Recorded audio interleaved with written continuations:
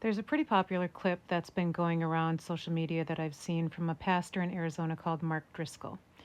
And I respect him very highly. In fact, my son goes to the church down there and I entrust him with his man up group. However, he did a message on Jezebel and Ahab and is talking about the Jezebel spirit.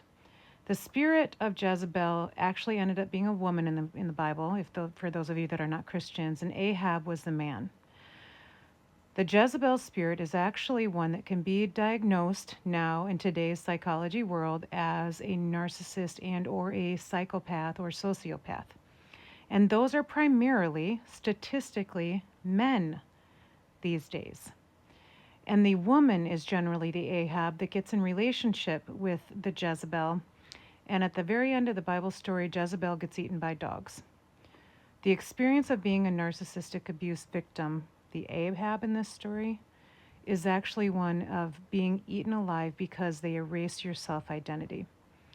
So when I read the comments in that video, and one of the comments that Mark had said was that, these women get on the internet, then they find their tribe, and then everybody's a victim, and everybody's has these followers, and he was really, really putting down the women who have suffered this. Now, I'm not saying that this is not entirely possible, entirely true, that there aren't factions of women like this, but what it does and what's really, really scary for the people that I deal with, the actual narcissistic abuse victims, what it does is completely invalidate and it furthers the gaslighting, which is actually the biggest problem within narcissistically abusive relationships. Now, I'm an attachment theory coach. I'm a complex trauma coach. I deal with people who have been narcissistically abused, and I actually help those that are narcissists themselves to start understanding and gaining information about how to relate within relationships for those that want to save their marriages and their relationships via accountability and responsibility.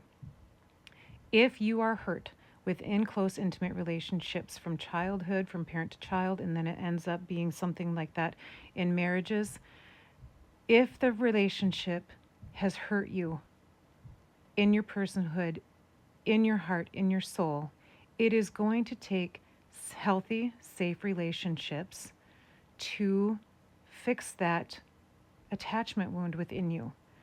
This is why it is so important for you to really understand and validate that there are abused victims in this world and to stop gaslighting them and just hear both sides of the story.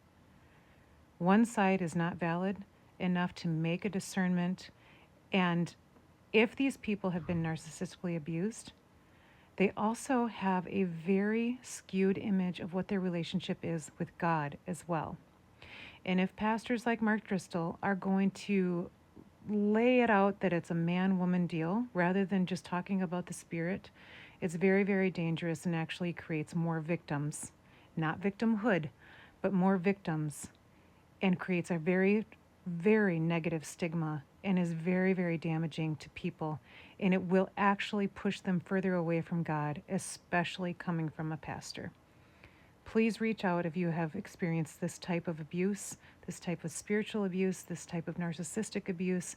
If you can't figure out which way is up in your relationship, sometimes you just need clarity with someone, an outside person within, that's outside of your relationship that you're actually suffering from. I'm Sarah Eva, Attachment Theory and Complex Trauma Coach. I'm here to listen and help you work through those issues.